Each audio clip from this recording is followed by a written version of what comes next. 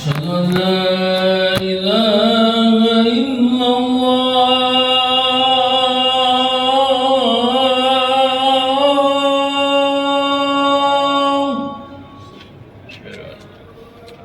أشهد أن لا إله إلا الله.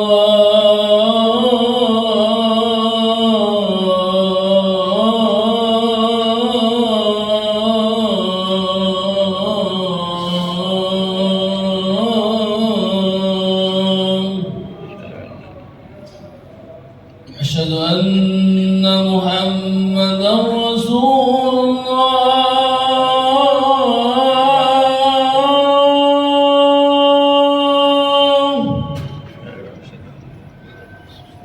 أشهد أن محمدا رسول الله.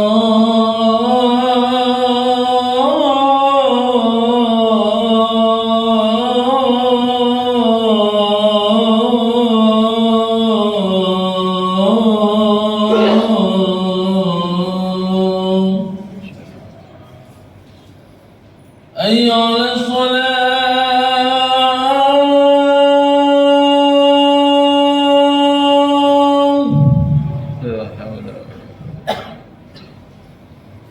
حي على الصلاة.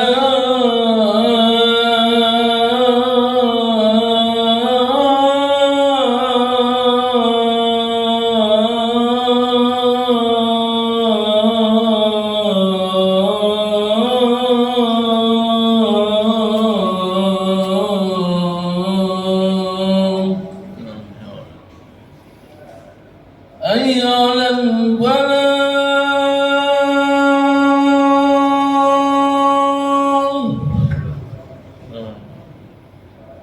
حي على الفلاح.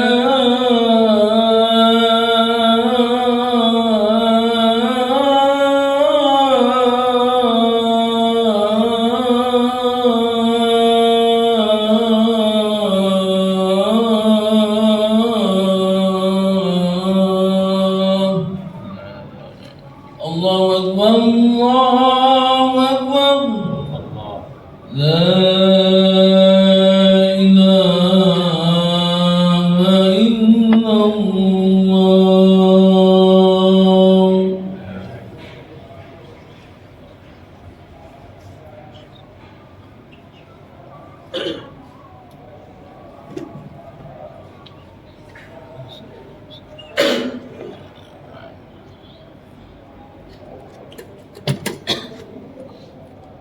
الحمد لله الذي عزت معرفته فلا يدرك بالعقول خافيها، وجلت صفاته فلا يتقدر بالمنقول صافيها، وتمت كلمته فلا يرد حكم قاصيها، ودامت أزليته فمن ذا يضاهيها. أحمده سبحانه وتعالى على نعمه التي لا يمكن تناهيها. أشهد أن لا إله إلا الله وحده لا شريك له شهادة إلى يوم الدين، وأشهد أن سيدنا محمدا عبده ورسوله الذي أرسله رحمة للعالمين. اللهم صل وسلم على سيدنا محمد وعلى آله وصحبه أجمعين.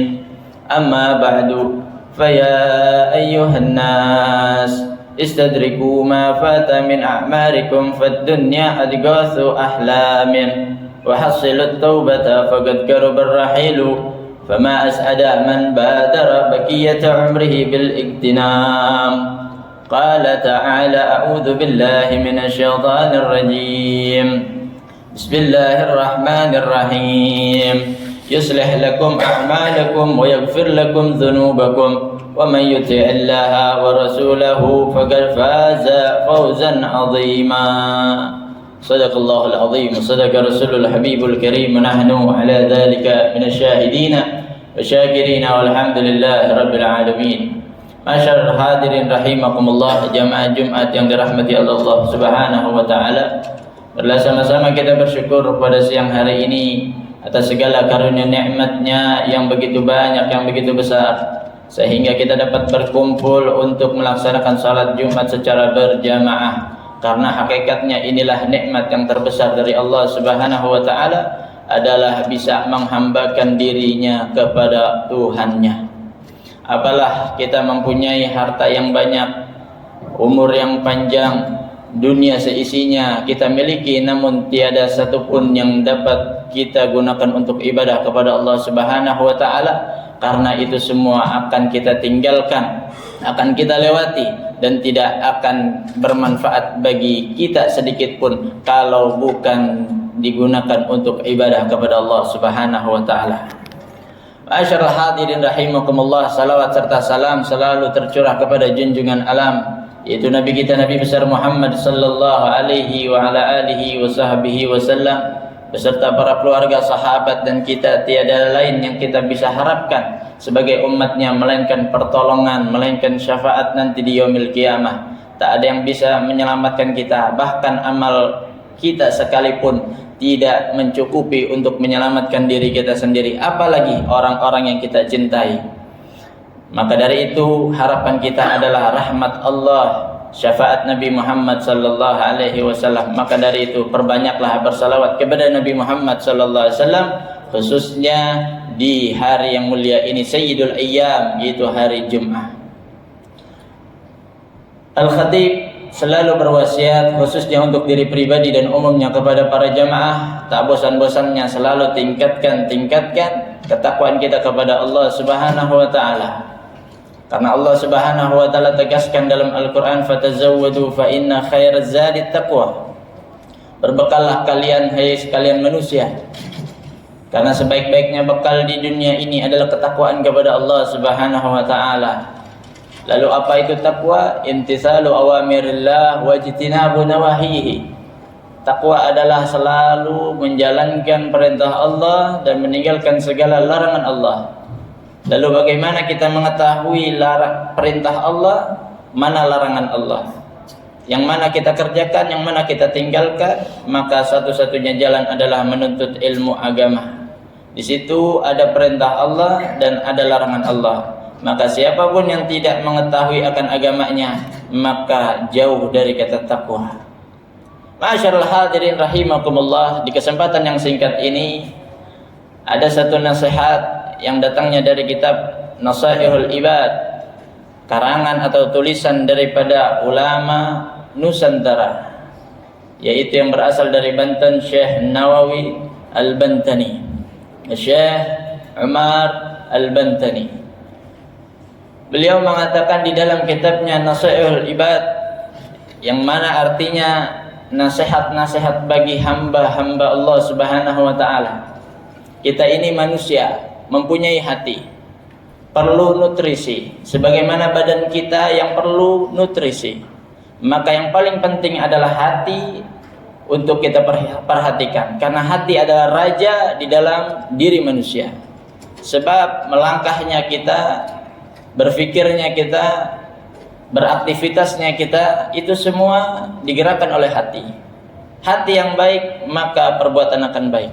Hati yang buruk, hati yang jelek, maka perbuatan akan jelek. Maka dari itu, ma'asyiral hadirin rahimakumullah, nasihat adalah nutrisi untuk hati. Jangan bosan-bosan untuk kita mendengar nasihat, walaupun itu diulang 1000 kali sekalipun, karena kita manusia yang memiliki hati, sifatnya adalah hati itu adalah sifatnya berbolak-balik. Sebagaimana doa, ya muqallibal qulub, tsabbit qalbi ala dinik. Kita memohon kepada Allah Subhanahu wa taala, wahai yang membolak-balikan hati, tetapkan hati saya, hati aku pada agamamu. Ini adalah satu contoh doa yang mana keadaan hati itu berbolak-balik. Maka 1000 nasihat yang kita dengar berulang-ulang itu masih kurang untuk menetapkan hati kita. Maka dari itu jangan sekali-kali kita bosan untuk mendengar nasihat, apalagi nasihat agama, karena ini kebaikan kita dunia sampai akhirat. Siapa mereka yang menjalankan di dunia, maka ia beruntung nanti di akhirat. Siapa yang meninggalkan di dunia, maka ia sengsara di akhirat. Apa ya nasihat yang ada di dalam kitab Nasaihul Ibad? Syekh Nawawi Al-Bantani beliau mengatakan, "Wakhtara ba'dul hukama'i arba'a kalimatin min arba'ati kutubin." Beliau mengatakan telah memilih para ahli hikmah 4 kalimat dari 4 kitab suci. Jadi ada 4 kalimat yang dipilih oleh para ahli hikmah, yaitu ulama-ulama terdahulu. 4 kalimat tersebut diambil dari 4 kitab suci yang berbeda. Kita tahu di dalam rukun iman kita, yaitu mengimani terhadap kitab-kitab Allah Subhanahu wa taala, yaitu ada 4. Yang pertama Zabur, Taurat, Injil dan Al-Qur'an. Jadi 4 kalimat ini dari 4 kitab suci berbeda. Apa yang pertama? Minat Taurati man radiya bima atahu Allah taala istaraha fid dunya wal akhirah. Di dalam kitab Taurat dikatakan siapa orang yang ridha, siapa orang yang menerima dengan apa yang Allah Subhanahu wa taala berikan kepada kita, maka Allah akan memberi ketenangan hidup pada dirinya di dunia sampai akhirat.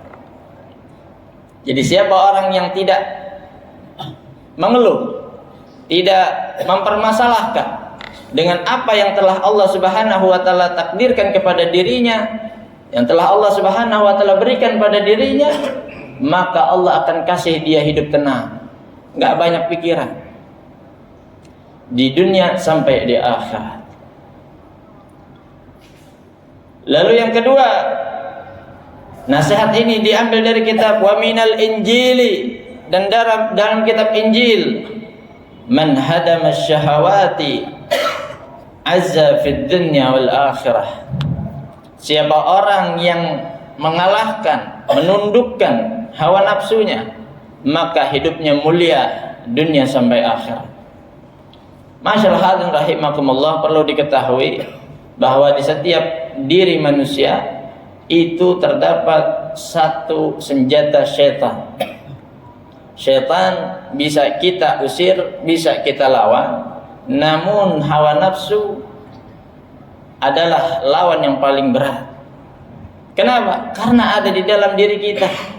Tidak akan lepas hawa nafsu tersebut sampai datangnya kematian. Maka dari itu siapa orang yang mengalahkan hawa nafsunya, maka ia akan hidup mulia dunia sampai akhirat. Kenapa? Karena hawa nafsu selalu mengajak pada perbuatan yang buruk. Karena ini adalah senjatanya syaitan. Setiap kali kita ingin ibadah, pasti ada saja yang menghalangi. Inilah hawa nafsu. Ketika kita mempunyai harta yang banyak, contohnya, apakah kita gunakan untuk ibadah atau untuk foya-foya? Lihat, sebagian besar manusia ketika mereka dalam keadaan senang, bukannya bertambah ibadahnya, tapi bertambah maksiatnya. Ini adalah ajakan nafsu. Lalu siapa orang yang melawan hawa nafsunya, menundukkan hawa nafsunya, membawa hawa nafsunya untuk ibadah kepada Allah, maka hidupnya akan mulia dunia sampai akhirat. Lalu nasihat yang ketiga, wa minaz zabur, dalam kitab Zabur, man tafarrada 'anil nas naja fid dunya wal akhirah. Siapa orang yang menghindar dari manusia. Maksudnya menghindar apa? Enggak suka kepo, enggak suka ikut urusan orang, enggak suka ikut campur dalam masalah orang. Maka apa yang ia dapat? Naja fid dunya wal akhirat. Maka ia akan selamat hidupnya dunia sampai akhirat. Apa sebabnya? Karena urusan dengan manusia adalah urusan yang paling rumit. Kalau urusan dengan Allah Subhanahu wa taala, kita bisa mohon ampun, bertaubat selama kita masih ada umur, kita bertaubat, pasti Allah akan menerima taubat kita. Namun urusan dengan manusia, selama ada sangkut pautnya kita di dalam urusan manusia, maka sampai akhirat akan diselesaikan. Maka seburuk-buruknya orang adalah mereka yang paling banyak urusannya dengan manusia. Maka dari itu masyarakat rahimakumullah, dimanapun kita berada, entah itu di dunia nyata ataupun di dunia maya. Karena sekarang banyak orang yang ingin tahu tentang keadaan orang lain, padahal dirinya banyak dosa, padahal dirinya banyak aib, padahal dirinya juga banyak masalah-masalah. Inilah yang terjadi saat ini, masyaallah hadirin rahimakumullah. Lalu siapa orang yang menghindari daripada urusan-urusan manusia, maka ia akan selamat dunia wal akhirah. Lalu yang keempat nasihatnya, wa minal furqan, dan dari kitab suci kita yaitu Al-Qur'an. Al-Qur'an ini lautan ilmu, namun banyak dari kita tidak menyelaminya, hanya berada di tepinya saja. Karena siapa orang yang menyelami lautan ilmu Al-Quran, maka ia tidak akan naik ke permukaan. Saking nikmatnya, saking indahnya. Lalu satu nasihat daripada Al-Quran, man hafizal lisana salima fid dunya wal akhirah. Siapa orang yang menjaga lisan, maka ia selamat, salimah, aman. Hidupnya akan aman fid dunya wal akhirah, dunia sampai akhirat. Karena dikatakan fa inna aktsaral khataya minal lisan, karena kebanyakan salah itu datangnya dari lisan.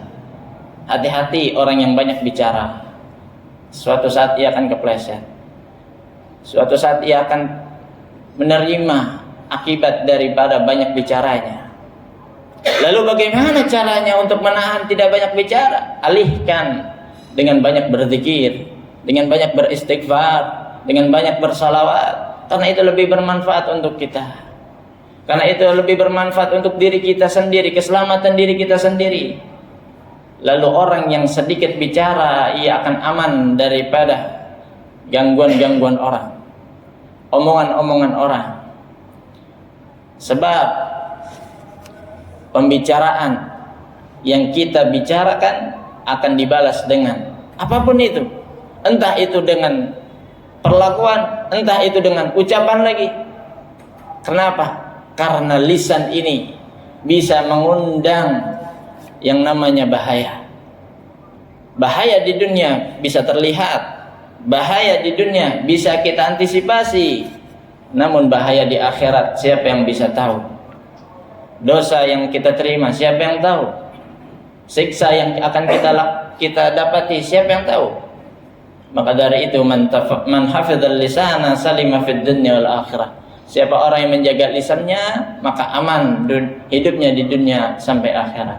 Inilah 4 kalimat nasihat yang mudah-mudahan bisa kita amalkan. Yang pertama adalah ridha dengan pemberian Allah Subhanahu wa taala. Yang kedua, tundukkan hawa nafsu kita. Yang ketiga, yaitu menjauh daripada segala urusan manusia yang tidak bermanfaat untuk diri kita sendiri. Dan yang keempat adalah menjaga lisan daripada segala omongan ucapan kita. Mudah-mudahan Allah Subhanahu wa taala memberikan kita taufik hidayahnya serta inayahnya, sehingga kita dapat mengamalkan segala nasihat-nasihat yang telah kita dapati hari ini. Dan kita memohon kepada Allah Subhanahu wa taala agar kiranya kita dilindungi dari segala mara bahaya dunia wal akhirat dan dimatikan dalam keadaan husnul khatimah. Amin amin ya rabbal alamin. A'udzu billahi minasyaitonir rajim. Bismillahirrahmanirrahim. العصر إن الإنسان لفي خسر إلا الذين آمنوا وعملوا الصالحات وتواصوا بالحق وتواصوا بالصبر. بارك الله لي ولكم في القرآن العظيم ونفعني وإياكم بما فيه من الآيات والذكر الحكيم وتقبل مني ومنكم إنه هو السميع العليم فاستغفروه إنه هو الغفور الرحيم. اللهم صل على سيدنا محمد وعلى آل سيدنا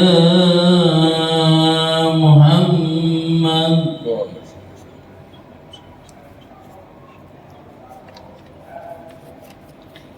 الحمد لله حمدا كما أمر. أشهد أن لا إله إلا الله وحده لا شريك له إرغاما لمن جهد به وكفر.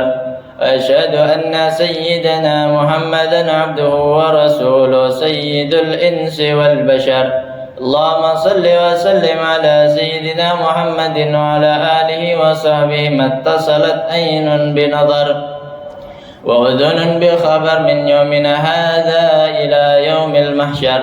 أما بعد فيا أيها الناس اتقوا الله تعالى وذروا الفواحش ما ظهر منها وما بطن وحافظوا على الطاعات وحضور الجمعة والجماعة واعلموا أن الله أمركم بأمر بدأ فيه بنفسه وثنى بملائكة قدسه وقال تعالى ولم يزل قائلا عليما إن الله وملائكته يصلون على النبي يا أيها الذين آمنوا صلوا عليه وسلموا تسليما. اللهم صل وسلم على سيدنا محمد وعلى آل سيدنا محمد كما صليت على سيدنا إبراهيم وعلى آل سيدنا إبراهيم بالعالمين إنك حميد مجيد. اللهم وارض عن الخلفاء الراشدين الذين قضوا بالحق وكانوا به يعدلون أبي بكر وعمر وعثمان وعلي وعن الستة المتممين للأشرة الكرام وعن سائر أصحاب نبيك أجمعين وعن التابعين وتابع التابعين ومن تبعهم بإحسان إلى يوم الدين وعلينا معهم وفيهم برحمتك يا أرحم الراحمين. اللهم اغفر للمسلمين والمسلمات والمؤمنين والمؤمنات الأحياء منهم والأموات برحمتك يا واهب العطيات. اللهم أعز الإسلام والمسلمين وأهلك الكفرة والمشركين وأعلي كلمتك إلى يوم الدين. اللهم آمنا في دورنا وأصلح ولاة أمورنا واجعل اللهم ولايتنا في من خافك واتقاك. اللهم ادفع عنا البلاء والوباء والربا والزنا والزلازل والمحن وسوء الفتن ما ظهر منها وما بطن عن بلدنا هذا خاصة وعن سائر بلاد المسلمين عامة يا رب العالمين. ربنا آتنا في الدنيا حسنة وفي الآخرة حسنة وقنا عذاب النار. صلى الله على سيدنا محمد النبي الأمي وعلى آله وصحبه وسلم والحمد لله رب العالمين. عباد الله إن الله يأمر بالعدل والإحسان وإيتاء ذي القربى وينهى عن الفحشاء والمنكر والبغي يعظكم لعلكم تذكرون فاذكروا الله العظيم يذكركم واشكروه على نعمه يزدكم واسألوه من فضله يؤتكم ولذكر الله أكبر. قيموا الصلاة. الله أكبر الله أكبر أشهد أن لا إله إلا الله أشهد أن محمدا رسول الله. أي على الصلاة أي على الفلاح قد قامت الصلاة قد قامت الصلاة. الله أكبر الله أكبر لا إله إلا الله. لا إله إلا الله محمد رسول الله صلى الله عليه وسلم. Sabu sufufakum fa inna taswiyatu sufuf min tamam as-salah. Harus mendapatkan sahab demi kesempurnaan salat kita bersama. Alhamdulillah insyaallah. Bismillahirrahmanirrahim. Salli jama'atul Allahu akbar.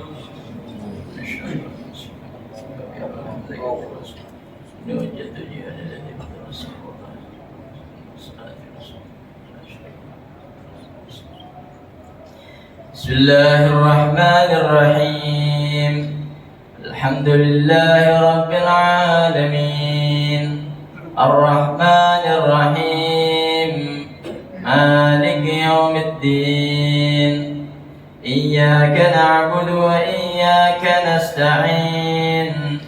اهدنا الصراط المستقيم صراط الذين أنعمت عليهم غير المغضوب عليهم ولا الضالين.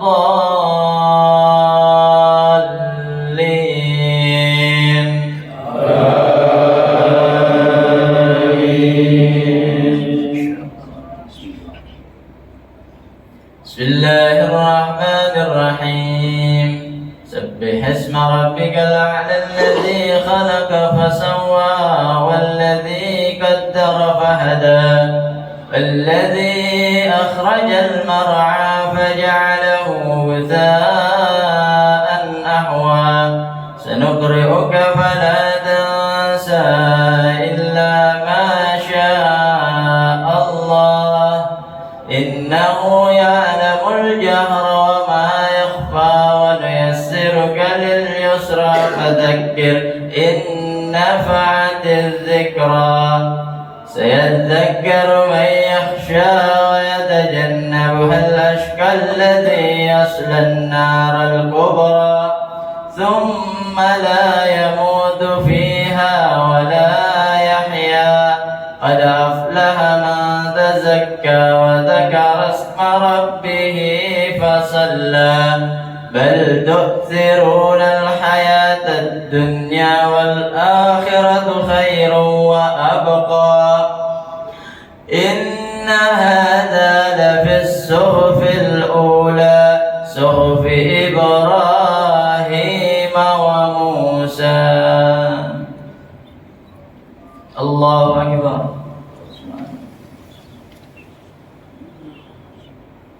سمع الله لمن حمده. الله أكبر. الله أكبر. الله أكبر.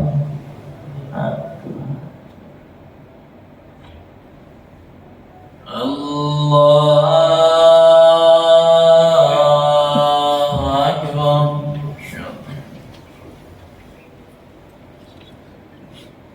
بسم الله الرحمن الرحيم. الحمد لله رب العالمين الرحمن الرحيم مالك يوم الدين إياك نعبد وإياك نستعين اهدنا الصراط المستقيم صراط الذين أنعمت عليهم غير المغضوب عليهم ولا الضالين.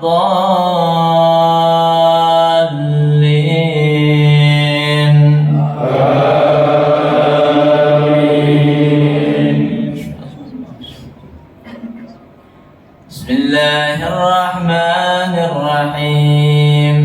القارعة ما القارعة وما أدراك ما القارعة يوم يقوم الناس كالفراش المبثوث وتكون الجبال كالعهن المنفوش فأما من ثقلت موازينه فهو في عيشة راضية وأما من خفت موازينه فأمه هاوية وما أدراك ما هي نار حامية.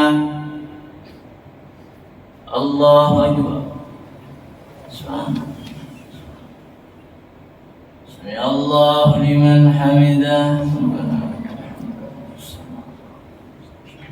الله أكبر. الله أكبر.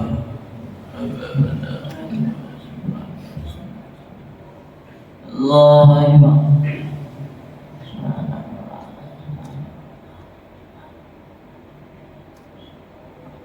الله أكبر. تحية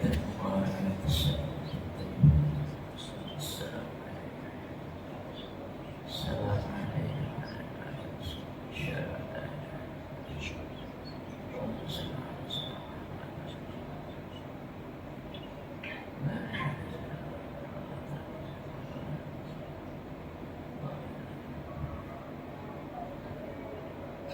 Assalamualaikum warahmatullah. Assalamualaikum warahmatullah. Alhamdulillah.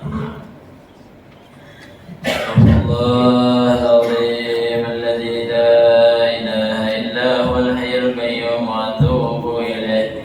أستغفر الله العظيم الذي لا إله إلا هو الحي القيوم وأتوب إليه. أستغفر الله العظيم الذي لا إله إلا هو الحي القيوم وأتوب إليه من جميع المعاصي والذنوب. الفاتحة. أعوذ بالله من الشيطان الرجيم. بسم الله الرحمن الرحيم. الحمد لله رب العالمين الرحمن الرحيم مالك يوم الدين. إياك نعبد وإياك نستعين. اهدنا الصراط المستقيم صراط الذين أنعمت عليهم غير المغضوب عليهم ولا الضالين. آمين. بسم الله الرحمن الرحيم. الحمد لله رب العالمين.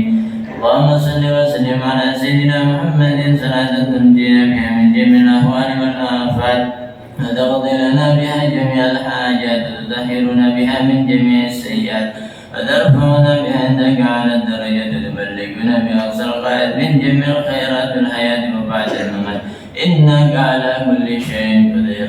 اللهم إنا نسألك العفو والعافية والمعافاة الدائمة في الدين والدنيا والآخرة. اللهم أعنا على ذكرك وشكرك وحسن عبادتك. جزا الله عنا سيدنا محمدا صلى الله عليه وسلم خير ما هو أهله. اللهم اغفر لنا ولوالدينا. اللهم اغفر لنا ولوالدينا. اللهم اغفر لنا ولوالدينا وارحمهم كما ربونا صغارا. ربنا هب لنا من أزواجنا وذرياتنا قرة أعين واجعلنا للمتقين إماما.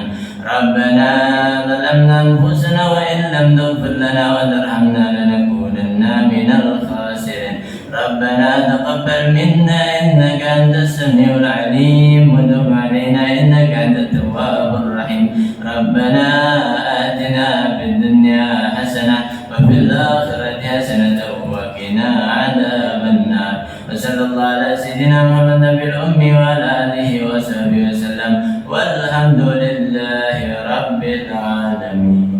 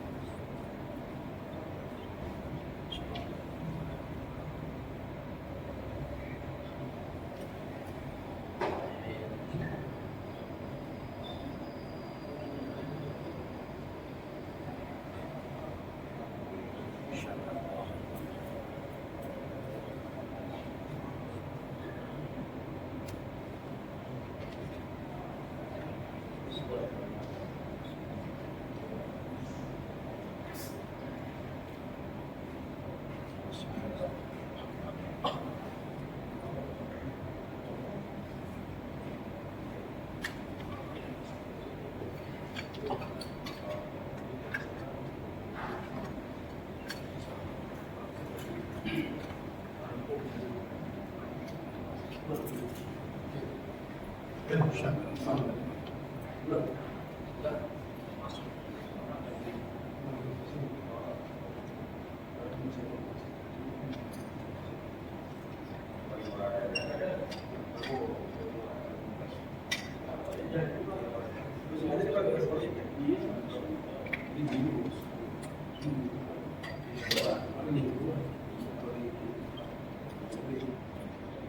you.